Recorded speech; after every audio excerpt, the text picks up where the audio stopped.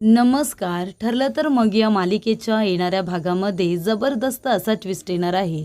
तर इथे अर्जुन आता रविराज काकांना म्हणत असतो, की "सीनियर, जर आपली प्रतिमा आता जिवंत आहे, तर मग त्यावेळेला तू मला म्हणाला होतास, की ती डेड बॉडी जी सापडली होती, ती प्रतिमा आत्याची होती आणि त्या डेड बॉडीचं सॅम्पल आणि तन्वीचे सॅम्पल हे मॅच झाले होते. त्यांचा DNA मॅच झाला होता. मग हे सगळं कसं काय घडलं होतं?" तेव्हा इथे रविराज काकांना सुद्धा ते सगळं ऐकून आता धक्का बसतो. आणि ते सुद्धा म्हणतात, "हो ना, ती डेड बॉडी होती आणि ती पूर्णपणे पॅक होती आणि तिच्या आजूबाजूला प्रतिमाच्या काही वस्तूसुद्धा मला सापडल्या." तेव्हा अर्जुन म्हणतो, "तुला काय वाटतं सीनियर, हे सगळं कुणी प्री प्लॅन केलं होतं का?" तेव्हा इथे आता रविराज काका म्हणतात, "कदाचित असेल सुद्धा." तेव्हा इथे आता रविराज काका आणि अर्जुनला संशय आलेला असतो. म्हणजे ज्या वेळेला 21 वर्षापूर्वी त्यांच्या गाडीचा अपघात झाला होता, ते सुद्धा कुणीतरी जाणून बुजूनच केलं होतं. आणि जेव्हा आता कुणाला तरी कळलं होतं, की प्रतिमा जिवंत आहे, त्यावेळेला तू प्रतिमा आत्याला सगळीकडे वेड्यासारखा शोधत होतास. ही गोष्ट त्या व्यक्तीला कळली असेल 21 वर्षापूर्वी, ज्या व्यक्तीने तुझ्या गाडीचा ॲक्सिडेंट केला होता आणि त्यामुळे तुझं लक्ष विचलित करण्यासाठी तिथे दुसरीच कुणाची तरी डेड बॉडी आणून ठेवली असेल. तुला असं नाही वाटत का? असा संशय अर्जुनच्या मनात आलेला असतो आणि ते सगळं तो आता रविराज काकांना सांगतो. तेव्हा इथे रविराज काका आणि अर्जुन आता या गोष्टीची शहानिशा करायचं ठरवतात आणि आता इथे हे सगळं अर्जुन सायलीला सुद्धा सांगतो. तेव्हा सायली म्हणत असते, "मला असं वाटतंय या सगळ्याशी त्या महिपत शिखरे आणि साक्षी शिखरे आणि त्याचबरोबर प्रियाचा सुद्धा हात आहे. बघा ना सर, त्यावेळेला तिथे घराच्या बाजूलाच डेड बॉडी कशी काय सापडली आणि ती प्रतिमा आत्यांचीच आहे असं कसं काय कळलं होतं? आणि इथे प्रिया आणि त्या डेड बॉडीचा DNA सुद्धा मॅच झाला होता." तेव्हा इथे आता अर्जुन म्हणतो, "तुम्ही बरोबर बोलताय मिसेस सायली. मला असं वाटतंय की ही लोकं या सगळ्या कट कारस्थानामध्ये नक्कीच सामील आहेत." तेव्हा इथे अर्जुन म्हणतो, की "मला आता शोध घ्यायला हवा. जर ते डेड बॉडी शवगृहातून आणली असेल तर, कारण तिथेच अशा बॉडीज ह्या पॅक करून ठेवलेल्या असतात." तेव्हा इथे अर्जुन आता प्रत्येक हॉस्पिटलमध्ये जातो आणि तिथे इन्क्वायरी करत असतो, की कुठल्या शवगृहातून एखादी डेड बॉडी ही कुठेतरी गायब झालेली आहे का? कुणीतरी घेऊन गेलेत का? तेव्हा इथे अर्जुन आणि रविराज काका जेव्हा सगळ्या हॉस्पिटलमध्ये जाऊन इन्क्वायरी करत असतात, तेव्हा एका हॉस्पिटलमध्ये एक डेड बॉडी गायब झालेली असते आणि ज्या दिवशी ती गायब झालेली असते ती तारीख आणि इथे ज्या वेळेला ती डेड बॉडी रविराज काकांना प्रतिमाची डेड बॉडी म्हणून मिळालेली असते, त्या दिवसाची तारीख ही सेमच असते. त्यामुळे इथे आता तीच डेड बॉडी गृहातून गायब झाली होती हे आता अर्जुनला कळतं. आणि तेव्हा त्या हॉस्पिटलमध्ये आता CCTV फुटेज आता अर्जुनला चेक करायचं असतं आणि त्या तारखेचं फुटेज अर्जुन आणि रविराज काका आता बघत असतात. तेव्हा त्या वेळेला रात्रीच्या वेळी सुरेखा ही आता एका माणसाला शवगृहातून डेड बॉडी आणायला सांगते आणि प्रिया आणि नागराज तिथे गाडी घेऊन आलेले असतात आणि ती डेड बॉडी गाडीमध्ये घेऊन तिथून निघून गेलेले असतात. हे सगळं त्या फुटेजमध्ये आता रेकॉर्ड झालेलं असतं. तर इथे मागच्या बाजूने डेड बॉडी घेऊन प्रिया आणि नागराज तिथून गेलेले असतात. हे सुद्धा त्यावेळेला अर्जुन आणि रविराज काकांना कळतं. तेव्हा इथे आता खूप मोठ्या गोष्टीचा खुलासा झालेला असतो. तर इथे अर्जुन आणि रविराज काका बरोबर त्या ठिकाणी कसे काय जातात आणि हे सत्य त्यांच्यासमोर कसं काय येतं हे आपण सविस्तरपणे बघूया. तर इथे अर्जुनला आता संशय आलेला असतो, जर प्रतिमा आत्या जिवंत आहे तर मग तिथे त्यावेळेला प्रतिमा आत्याची डेड बॉडी म्हणून तिथे ती बॉडी कशी काय आली आणि त्याचबरोबर जर ती प्रतिमा आत्याची डेड बॉडी होती तर मग ती पॅक का होती? तर इथे अर्जुन म्हणत असतो, त्या डेड बॉडीच्या आजूबाजूला "सीनियर, तू म्हणत होतास ना की प्रतिमा आत्याच्या काही वस्तू पडल्या होत्या, तर त्या वस्तू तिथे कशा काय गेल्या?"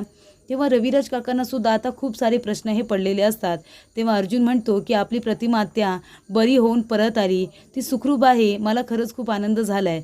मग जर प्रतिमा आत्या आपली सुखरूप होती तर मग ती डेड बॉडी कुठल्या बाईची होती हे आपल्याला कळायला नको का?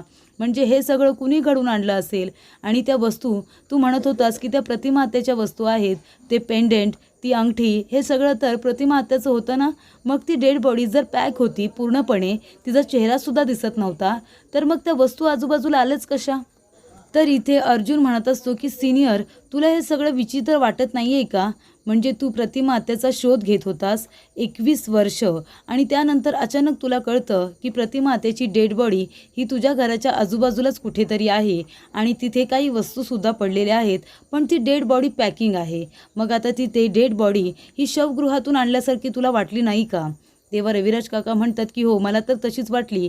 जेव्हा मला कळलं की ती माझ्या प्रतिमाची डेड बॉडी आहे, तेव्हाच माझं खच्चीकरण झालं होतं आणि मी काही विचार करण्याच्या मनस्थितीमध्ये नव्हतो.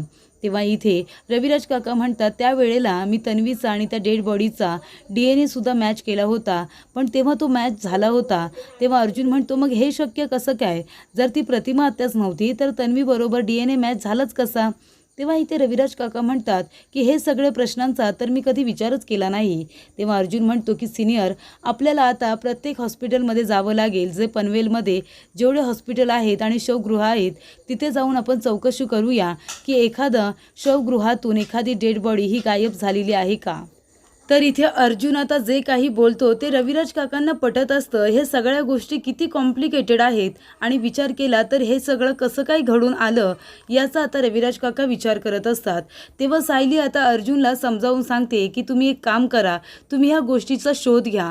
प्रत्येक हॉस्पिटलमध्ये जाऊन त्या तारखेला शवगृहातून कुठली डेड बॉडी गायब झाली होती का हे तुम्ही विचारा. तेव्हा इथे आता ज्या वेळेला त्या डेड बॉडीवरती अंत्यसंस्कार करण्यात आले होते त्यावेळी 1 दिवसाच्या आधीचे CCTV फुटेज आपल्याला कुठल्या हॉस्पिटलला मिळतंय का ते बघायला हवं. तेव्हा इथे अर्जुन आणि रविराज काका आता पनवेलमध्ये जेवढे हॉस्पिटल असतात तिथे जाऊन आता इन्क्वायरी करत असतात आणि आता ती तारीख सांगत असतात ज्या तारखेला शवगृहातून डेड बॉडी गायब झाली होती. तेव्हा इथे एका हॉस्पिटलमध्ये आता रविराज काका आणि अर्जुन पोहोचतात. तिथे सुरेखासुद्धा असते आणि सुरेखानेच ती डेड बॉडी प्रिया आणि नागराजला दिलेली असते पैशांसाठी. तर इथे आता तिथे गेल्यानंतर इथे अर्जुन म्हणतो की आम्हाला एका तारखेचं आम्हाला CCTV फुटेज बघायचं आहे, त्यावेळेला तुमच्या इथून एक डेड बॉडी गायब झाली होती.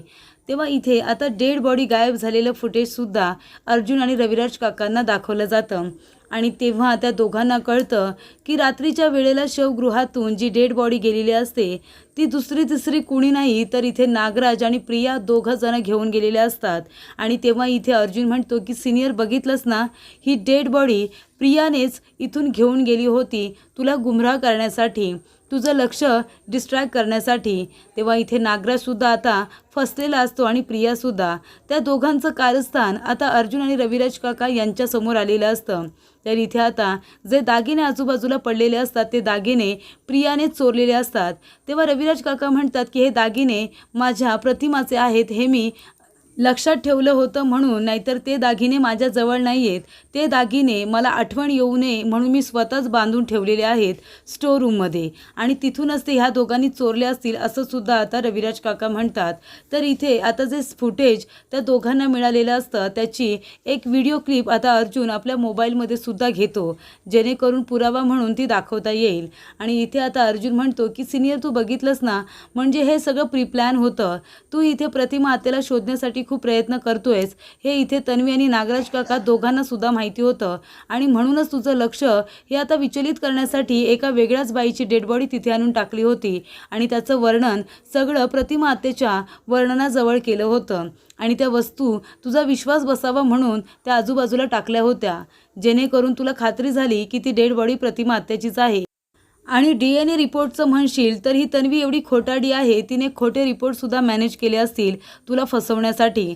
तर इथे प्रिया आणि नागराजचं कारस्थान अर्जुन आणि रविराज काका यांच्यासमोर आलेलं असतं आणि आता त्या दोघांनाही त्यांच्या गुन्ह्याची शिक्षा देण्यासाठी अर्जुन इथे तयार बसलेलाच असतो.